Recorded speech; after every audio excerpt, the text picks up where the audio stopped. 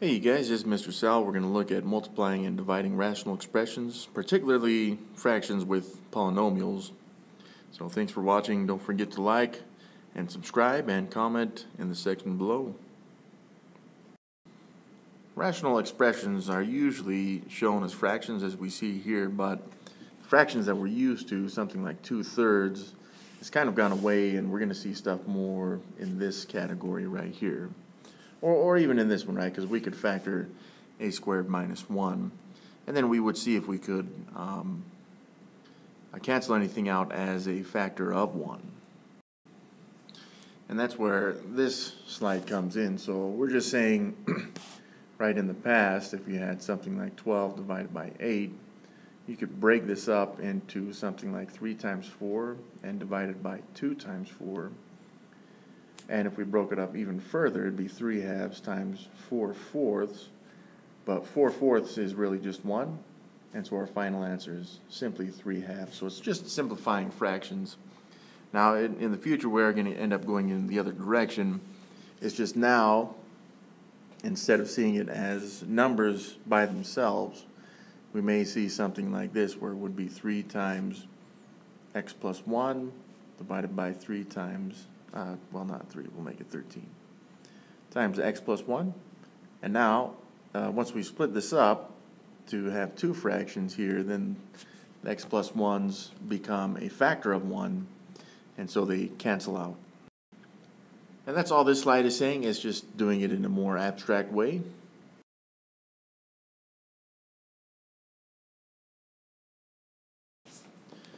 So here it wants the answer as f of x divided by g of x. We're just going to write the answer ourselves, but on the homework you'd have to write that in the 2 different boxes. So for this problem, I've got that 4y to the 5th divided by xy minus 2y. And if I do need to separate these, just focusing on the numerator and then the denominator individually.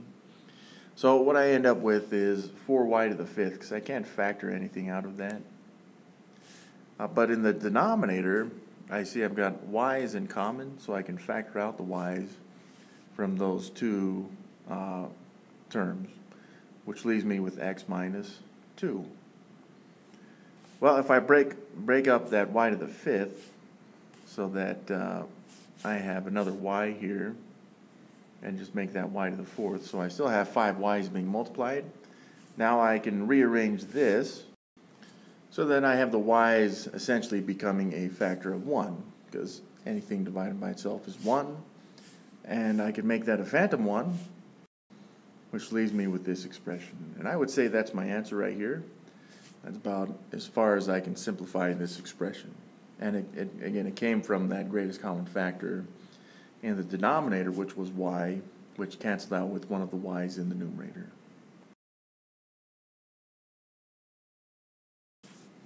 So that last example is a good start to all of this stuff. We're looking at this expression now, which is a little different, right? I mean, we're still going to go through our generalized factoring properties for all of this. But in this case, right, I mean, you would start with the greatest common factor, or maybe look for difference or sum of, well, I'm sorry, the difference of squares, or sum or difference of cubes. But this doesn't have any of those properties, so we're just going to look at generalized factoring principles for this. Now again, I'm going to do the same thing I did on that last one. It's important to be able to focus on just one of these at a time. Otherwise, sometimes we'll see problems that will make us feel a little overwhelmed. So I'm going to start with the numerator. And since this one has a coefficient of x squared that is 1, what I'm going to do is end up breaking this up, right, hopefully you remember that, into this rule here. So all I'm doing is looking at the c value, which in this case is 4, and the 2 factors of 4 that add up to -4 will go into this set of parentheses here. And 4 would factor into -2 and -2. When I add those together, I get the -4, the coefficient of just x, and those are the values that I'm putting into this set of parentheses. So if we look back, that was we should have shown it as something like this: x plus the first factor and then multiplied by x plus the second factor. Now we got subtraction here because those values are negative, and that just simplifies it right away. So now that I've done that with the numerator, it's time to move on to the denominator. And I can use the same principle here because the coefficient of x squared is 1. So I'm looking for two factors of 2 that add up to -3. And again, this is just to skip the process of factoring by grouping, which just takes a little bit more time. So I'm looking at -2 and -1. So in my set of parentheses, I'm going to fill it in with this -2 and this -1. And this is what I have now, all right? So I'm looking at this new rational expression, or just, I mean, if you want to just call it a fraction, so be it. And I can see right here that I've got x minus 2 in both the numerator and denominator, which means that this x minus 2 is going to factor out as a factor of 1 with this x minus 2 in the denominator. And what that does is it leaves me with just these two. I'll write them out, which is my simplified answer now. So this right here is actually my answer. And that's how we get it there. Those x minus 2's become a factor of 1, just like you would with regular fractions.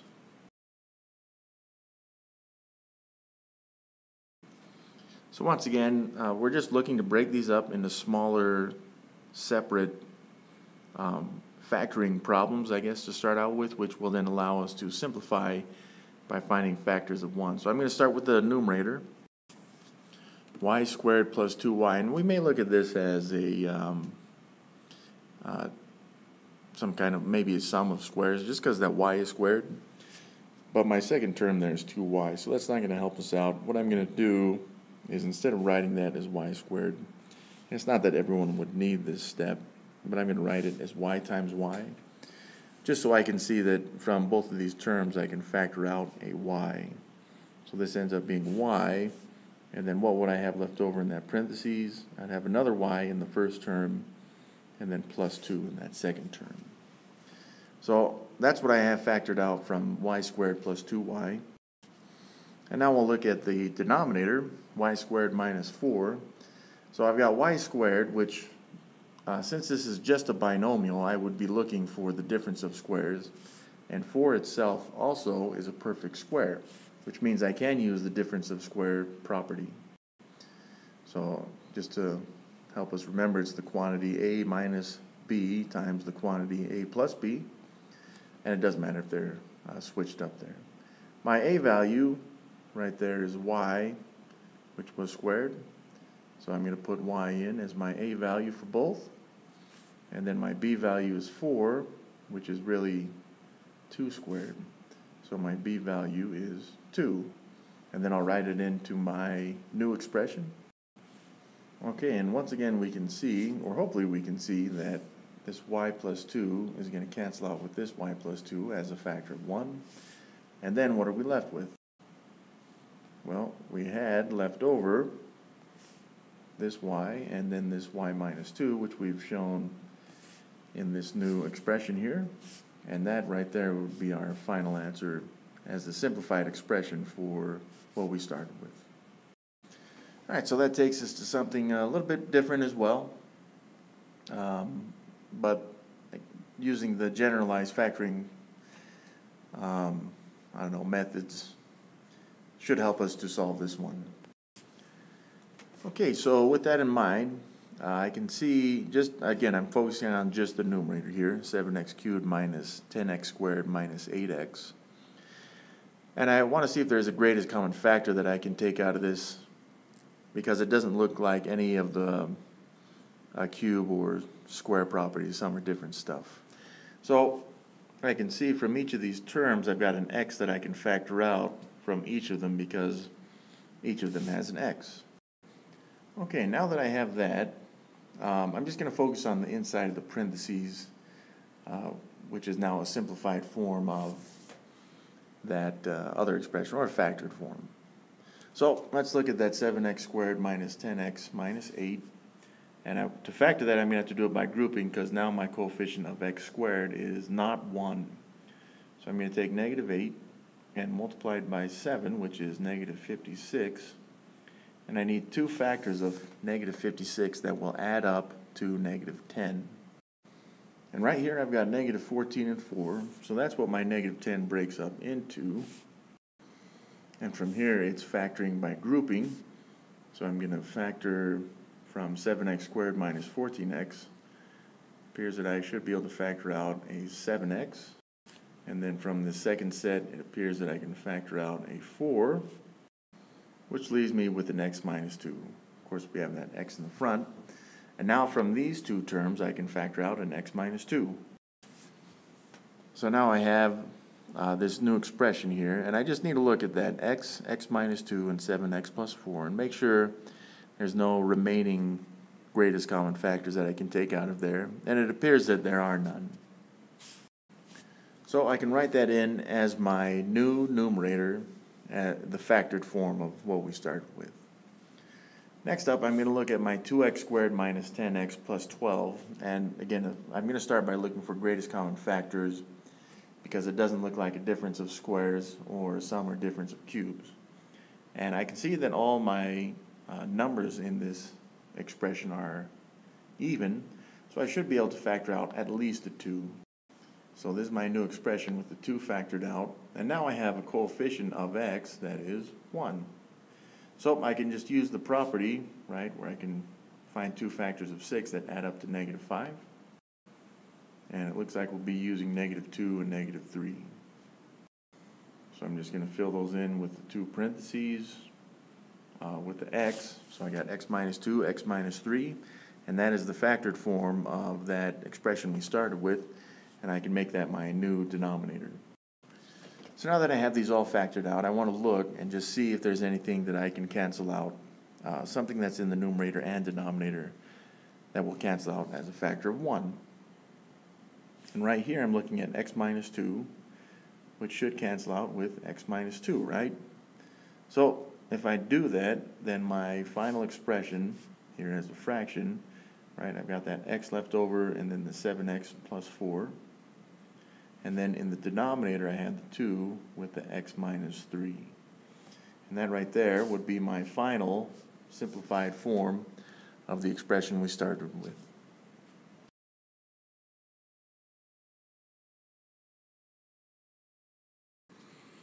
When multiplying rational expressions, we kind of treat this just like we would with fractions, right? Like if I had something like 3/4 times 5/7 like this, we would just be multiplying these straight across. So this would be 3 times 5, and we would divide it by 4 times 7 in the denominator. That's all that's saying there at the top there with the PQRS thing. It's just using letters to show instead of numbers.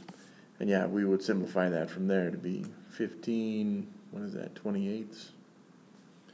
Right there, and you know, at this point we'd be looking to see if we could simplify that as well at that point.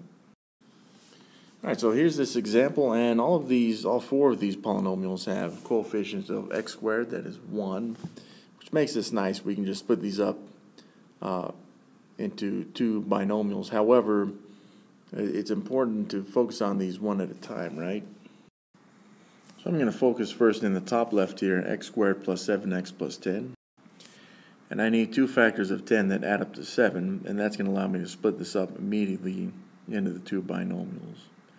So what is that? 5 and 2. So I've got x plus 5 and also x plus 2 instead of x squared plus 7x plus 10. Now you could have done that by grouping as well, but this just saves us a little time. Alright, next up I'm looking at x squared plus 3x plus 2, and 2 factors of 2 that split up to add up to 3 is 2 and 1. So in this other set of parentheses with my x's, I've got a positive 2 and a positive 1 there. And yeah, some of you would be looking to simplify at that point, but I'm not going to yet, so that I can split this up into different parts, right? So again, I'm doing that with the idea of hopefully making it a little bit easier to work with. Next up, x squared plus 6x plus 5. And yeah, I'm looking for two factors of 5 that add up to 6. Looks like it's going to be 5 and 1. So this would have ended up being x plus 5 times x plus 1. So I'll write that in its position for this expression here.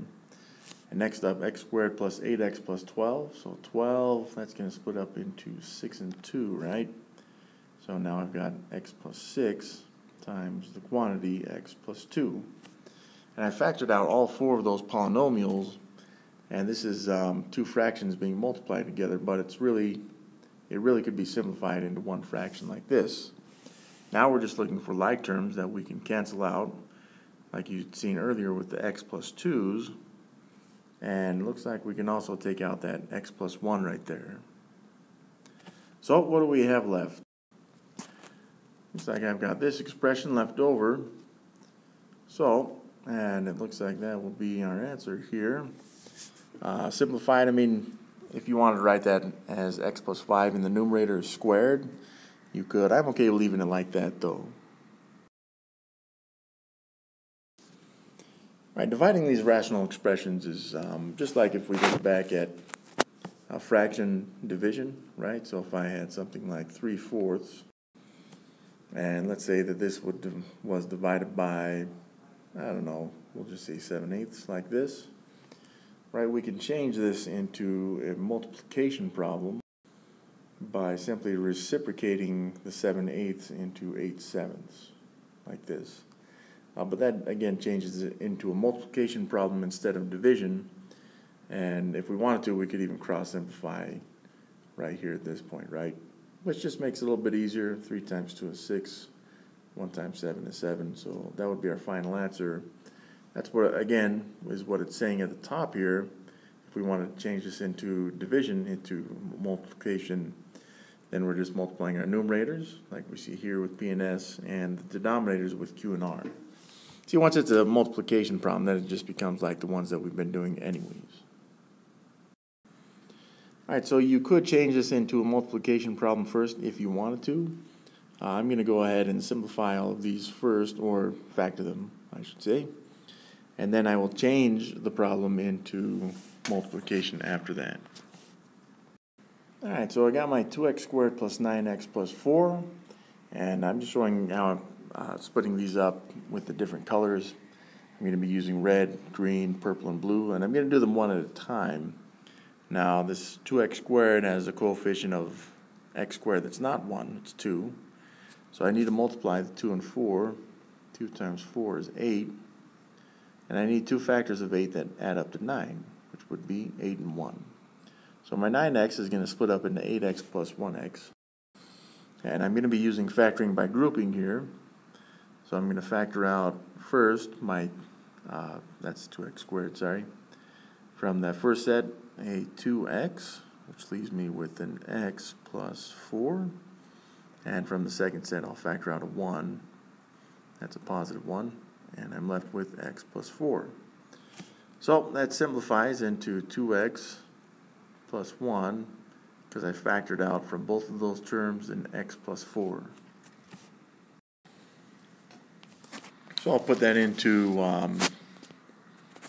the factored expression there right away. Next up, I'm looking at this purple one. I'm looking for two factors of negative 8 that add up to 2.